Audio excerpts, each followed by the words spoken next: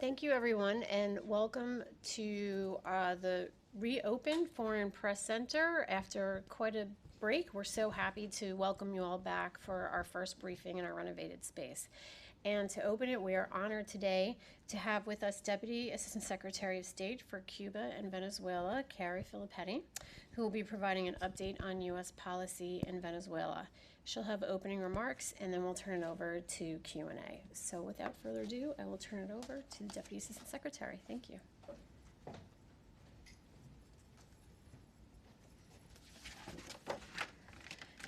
All right, thank you, Jean, for that introduction. It's really an honor to be here at the inaugural event. I really am appreciative of everybody's ongoing coverage of the situation in Venezuela. It is, of course, a priority for the Trump administration to focus on a free and fair election within Venezuela.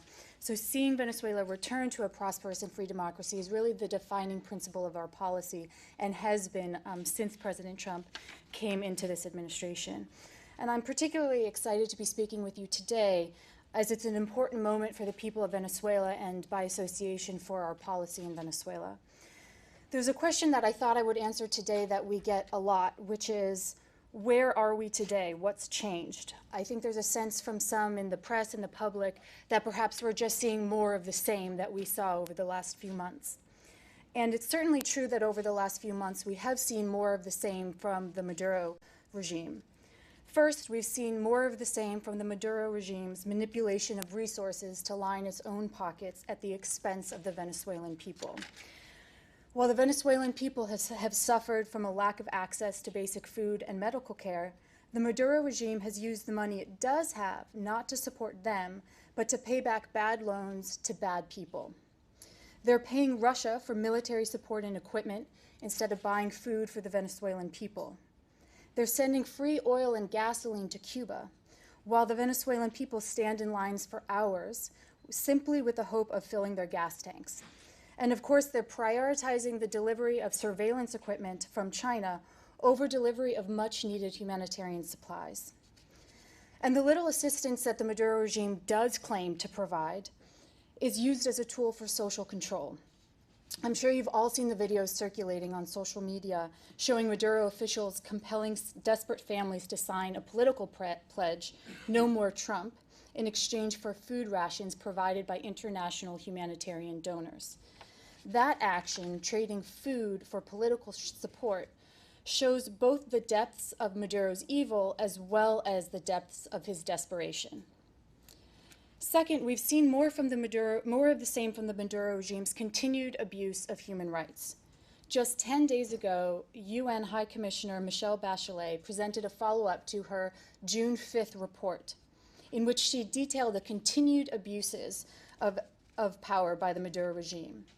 Despite her calls, for example, for the dismantling of the Maduro regime's Special Action Forces, the FICE, she highlighted at least 57 new cases of extrajudicial killings since the June report came out. That's now added to the list of almost 7,000 killings from January 2018 to May 2019. And in the report, she also highlighted the regime's continued use of forced labor, of trafficking, of exploitation of indigenous communities, and of recruitment of vulnerable populations into illegal armed groups. And some of the worst treatment is reserved for the Venezuelan military. We've seen hundreds of them being detained for failing Cuban-imposed loyalty tests. I think Captain Rafael Acosta is perhaps the most known victim of this abuse, his name now synonymous with regime oppression. And third, we've seen more of the same when it comes to the Maduro regime's manipulation of well-intentioned diplomatic processes for their own gain. Just as they did in talks in 2016 and 2017 to 2018, the Maduro regime used the pretext of a good faith negotiation to undermine the very democratic principles that negotiation was established to support. And if there's any question as to the reason for the suspension of the Oslo process, I would suggest that you not ask me, but that you ask Juan Requesens, who has been detained for over a year arbitrarily. I would ask that you would speak to Roberto Marrero, who will have been detained for 6 months as of this coming Saturday, also without cause. I would ask that you speak to the family of murdered Navy Captain Rafael Acosta, or any of the families of the almost 7,000 people who have been murdered by the Maduro regime.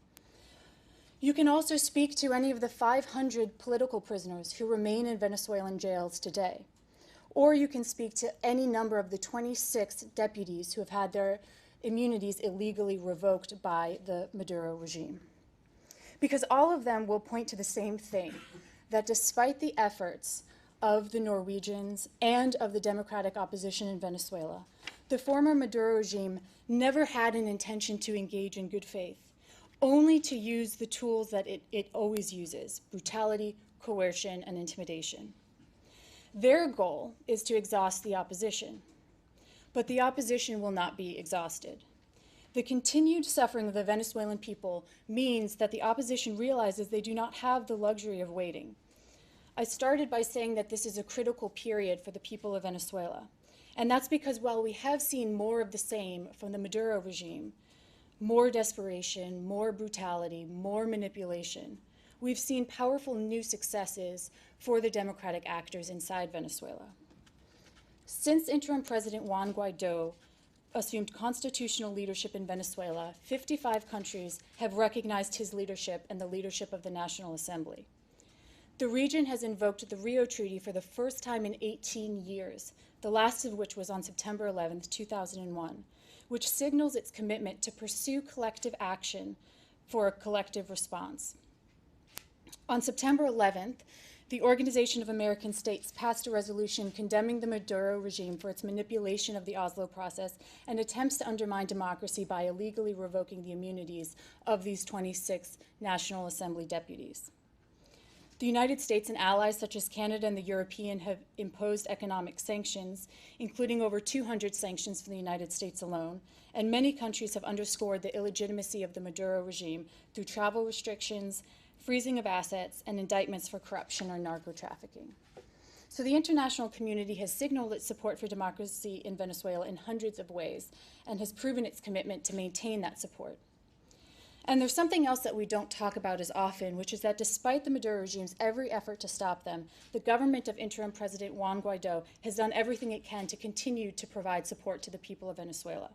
They have held regular meetings of the National Assembly, discussing topics of key concern for the future of Venezuela every week. They provided food and medicine to the people of Venezuela and developed concrete plans for stabilization and recovery of the country. They have held thousands of protests and rallies, showing the mass popular support that they continue to hold. And they have continued to keep the Venezuelan people in the hearts and minds of the international community, refusing to cower under the Maduro regime's oppression. So this is a powerful moment. The international community has made it clear, and we have said numerous times, Maduro and his cronies are the reason why this hemisphere is facing the largest forced displacement of persons in its history. That's over 15% of the Venezuelan population has now had to flee Venezuela. Maduro and his cronies are why the Oslo process and all attempts to negotiate prior to that has been suspended. And Maduro and his cronies is what stands between the Venezuelan people and the free and prosperous country they once were, and we know will be again. So the United States will continue to answer interim President Guaido's call to help the people of Venezuela cope with severe food and medicine shortages. We'll continue our efforts to support the people of Venezuela during their humanitarian crisis. And of course, we'll continue to work closely with the region's leaders, particularly of the Lima Group, in multilateral fora to support the Guaido administration's attempts to restore democracy in Venezuela. And with that, I will be happy to take your questions. Great. If you can all please wait for the microphone and state your name and outlet. We'll start right here in the front. Thank you very much. Beatriz Pascual with EFE. Do you hear me? A little, I don't know if the mic's on, but I can hear you. Is the mic on? Now it's on. Okay. Beatriz Pascual with EFE. Now it's working. Thank you. I wanted to ask you, some questions have been raised after some photographs appear showing Juan Guaido next to Colombian paramilitaries. What is the U.S. opinion on this? Have you talked with Juan Guaido about this has he provided an explanation? What is the situation surrounding this issue? Thank you. Sure, thank you for that question. So President Guaido has come out in public explaining those images and describing how he was taking photographs with a number of individuals throughout the course of that day, and every day he goes to thousands of protests and rallies and takes pictures with those who ask him to, as many politicians and political leaders do. I think the main thing to focus on here is that if our concern is about association with narco traffickers and terrorists, then we really need to look at the Maduro regime. We know for a fact that they're providing safe haven to members of the FARC and the ELN, and that in fact there has been discussion about how the video of these terrorists was done inside Venezuela. We have a number of indictments against Maduro regime officials and insiders showing that they are associated with narcotics trafficking. And so the fundamental reality is that the Maduro regime is the entity that is associated with these groups, and certainly not Interim President Guaido or other members of the National Assembly. Just a follow-up on that. So the U.S. is not worried about possible links between Guaido and these groups? We are not worried about Juan Guaido being linked to narco traffickers. All right, we'll take our next question in the back, please. Thank you for this opportunity. Many believe that with the exit of I'm Ambassador... sorry, if you could just state your name and outlet. Oh, I'm Thank you. sorry. Carla Angola, EVTV Miami. Many believe that with the exit of Ambassador Bolton as a national security advisor to the White House, it would mean that softening of foreign policy towards Venezuela. Instead, President Trump said that Bolton was holding him back. What does that mean exactly? And without Bolton, what would this administration do against Maduro, who remain held back due to the presence of the ambassador? Now that the horses has been released, what comes next, in addition to the sanctions that we have been seeing in the last hours? The United States has been really strong in our response to the crisis in Venezuela, as many of you know and have been covering. But of course, the president was very clear when he stated that he was going to be doing even more to facilitate a transition. The reality is, every single day that passes where there is not a solution to this crisis, we are seeing the refugee crisis increase. We're now at the second largest refugee crisis in the world is coming from Venezuela. The only crisis that has more refugees is Syria. We are seeing how every single day more people are starving, losing access to medical care in Venezuela. And so the president is sympathetic to that and wants to make sure that we see a transition quickly. We've already seen that since the departure of Ambassador Bolton, there have been a number of new steps that have come forward. The first is the TR, the invocation of the Rio Treaty. We're seeing a growing international consensus with which the president intends to work to bring a transition back to democracy in Venezuela. So you'll see actions like that as well, and a continued pursuit, of course, of any additional sanctions and measures like that that we can impose in order to reduce the Maduro regime's access to capital. Next question will go in the front here. Thank you. Bing Ru Wang with Hong Kong Phoenix TV. I would like to ask, do you share the concern of many people is saying that Interim President Guaido is losing his momentum, and how patient are you to wait this status quo to be changed? And what role would you like to see Chinese government to play in this crisis? Thank you. Great, thank you. Those are great questions. So in terms of Interim President Guaido's support, we have continued to see people turn out in very, very large numbers. And most recently, just earlier this week, we saw the National Assembly declare its full support and backing of Interim President Guaido until the end of the usurpation. So we're actually seeing a lot of symbols of his support. So we're not nervous about the fracturing of the opposition. We have also been focused on making sure that we are giving him the amount of support that we can continue to provide. With respect to the Chinese government, I noted that there is cooperation between the Chinese government and the Maduro regime that is very inappropriate. We've seen them provide surveillance technologies. We've seen them continue to cooperate with the Maduro regime. And of course, we've seen the Maduro regime prioritize paying back loans to China over and above providing assistance to its people. The Chinese government needs to take a look at what is in its best interest, both regionally, where the entire region opposes the Chinese involvement in the Maduro regime, and also with respect to the loans that it is owed. Because I question whether or not the Maduro regime can actually pay back all of these Chinese debts. They're not able to pay back anything. They have very limited access to resources. And so I think it is in the best interest of the Chinese to reassess its relationship with Maduro and to come on the side of the entire region to support interim President Guaido. Great. For our next question, we'll go to this gentleman right here. Hi, I'm David Alandete with ABC from Spain. Thank you for the briefing. Thank you for talking to us today. I hate to do this, but I have two questions. When people ask two questions, but I have two questions. The first one is the United States asked Spain to extradite Hugo Carvajal, who we assume has a lot of information from the regime. The result of the justice court that was deciding this was in the negative. I wanted to ask you about this decision of the court, not the government. And the second one, you just said something very important, which is the support that Juan Guaido has with the opposition and the Asamblea Nacional.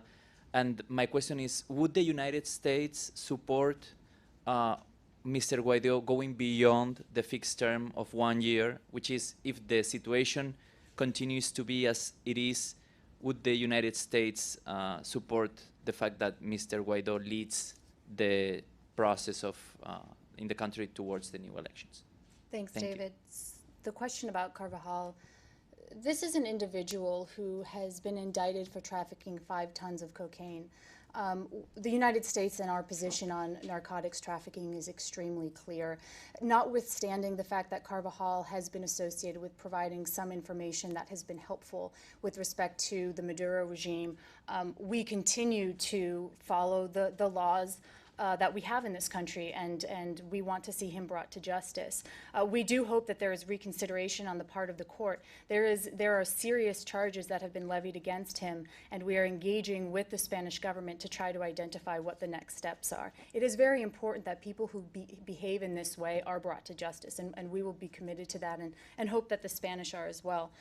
With respect to your second question about the year term, this is part of what the National Assembly voted on earlier this week, in which they said that Guaido would have their support until the end of the usurpation. We are obviously very, very hopeful that the end of the usurpation is well before interim President Guaido's 1-year term would end, but that language makes it very, very clear that he continues to have the support not just of the major opposition parties, but also the minor opposition parties who are part of the National Assembly to continue in this capacity until the end of the usurpation, whatever length of time that may be. Great. We'll go over here to Juan Camilo. Thank you very much. Juan Camilo Merlano, Caracol TV from Colombia. You were talking just a moment ago about the former leaders of FARC that are at Venezuelan territory. The most relevant of these leaders are Jesus Entrich, who has been indicted here at the U.S., and alias Ivan Marquez. Is the U.S. government looking forward to request formally the extradition of Ivan Marquez? So I don't want to speak to any formal requests, but obviously we are very concerned by the fact that these individuals are operating in Venezuela, that they have continued to call for a return to arms, which would be a violation of the peace accords, and are working very closely with the Colombian government to make sure that their national security is not threatened by the presence of these illegal armed terrorists on their borders. For our next question, we'll go here and then to you. Yeah, hi, this is Ariela Navarro from Agence France Presse. Regarding to that, Colombia wants to invoke the resolution 1373 at the UN to denounce the presence of FARC elements. Will the US support that resolution in the Security Council? we obviously stand very closely with our allies in Colombia. We share their concerns about terrorism on the borders, and it is very clear that harboring and providing safe haven to terrorists is a violation of UN resolutions. This resolution, like many counterterrorism resolutions in the UN, was generated largely after September 11th to make sure that the international community had a better opportunity to collectively address the national security threats that terrorists have. So yes, we would support the Colombians in this effort, and we would support the Colombians in their efforts to address the threat that's on their borders as well. Yes, hi. Cristobal Vasquez, Caracol Radio. I was wondering if you have received a formal petition from the Colombian government to increase the financial assistance to Colombia, and also in that line, is the U.S. planning to help militarily increase their assistance and the help that you provide already in Colombia?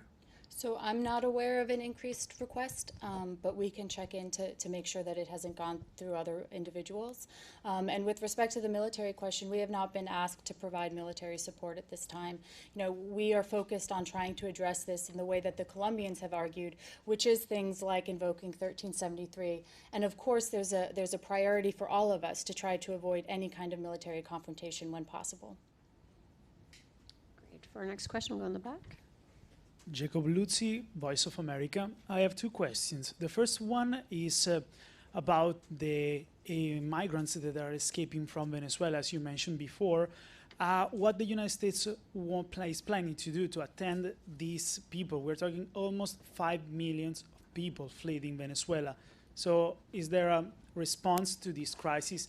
And the second one, about the foreigner influence inside the country. We mentioned China, but there is also Cuba, Iran, and Russia. So the United States can do something to stop these countries to interfere in the Venezuelan crisis. Thank you. Thank you.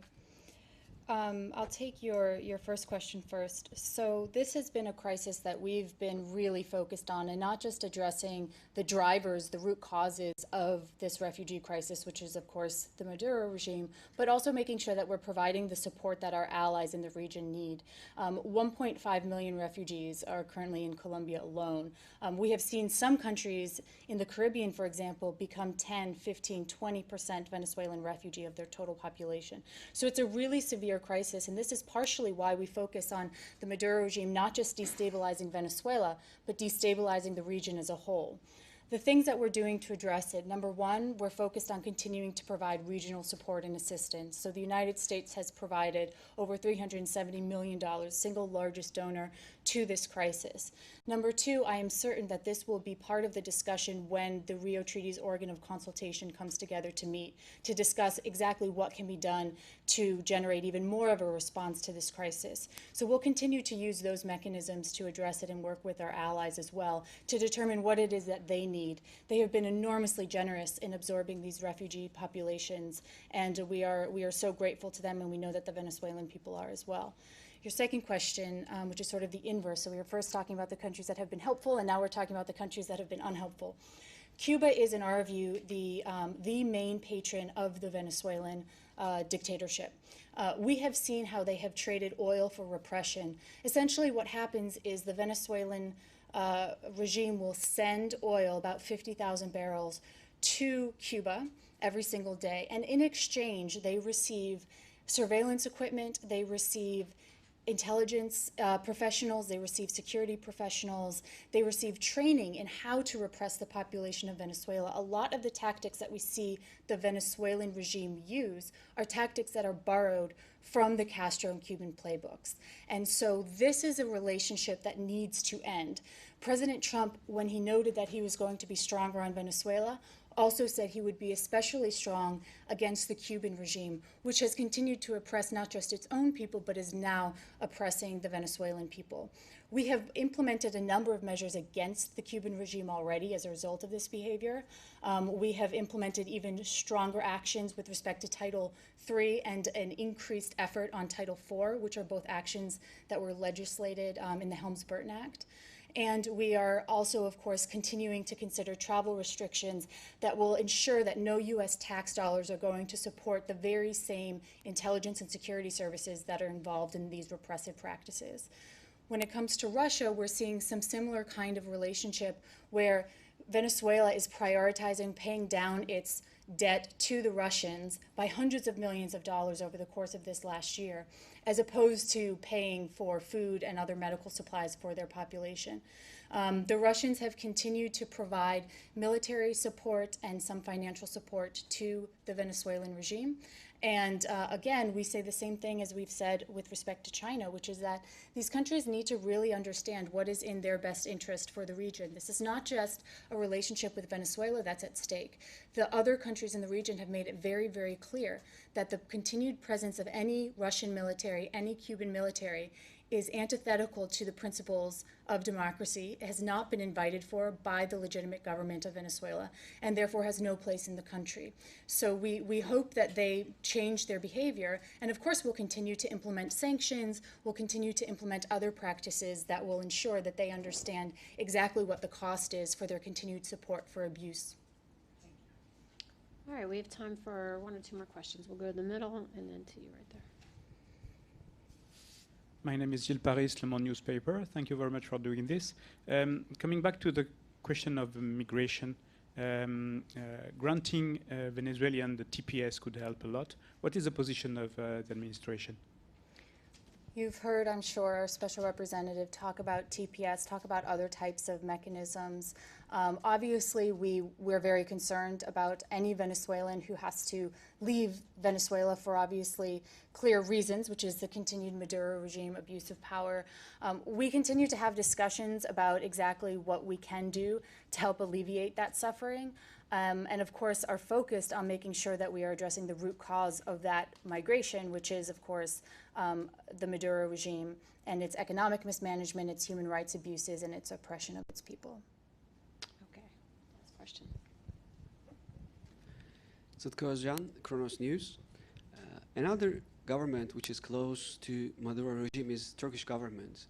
Earlier this year, a newly founded mysterious Turkish company bought $900 million worth gold from Venezuela just 2 months after Maduro's visit to Erdogan. So what would you say about this move from a U.S. ally, Turkey? Our sanctions policies are focused on trying to restrain the amount of access that the Maduro regime has to financial resources, because we've seen exactly how those financial resources are used. The sale of gold or the sale of oil from PDVSA, these are all things that do not funnel back to the people of Venezuela. They just go to line the pockets of the Maduro regime and its insiders.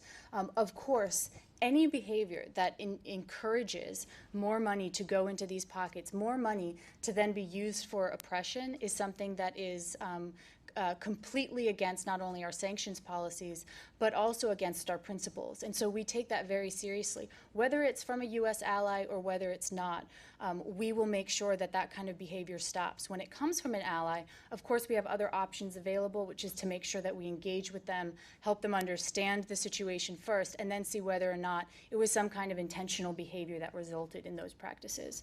But of course, we have no patience for any country that chooses to support the dictatorship in Venezuela. All right, with that, we're going to wrap things up. Thank you so much for coming here today, and thank you to our journalists for coming today. This briefing is concluded. Thank you very much.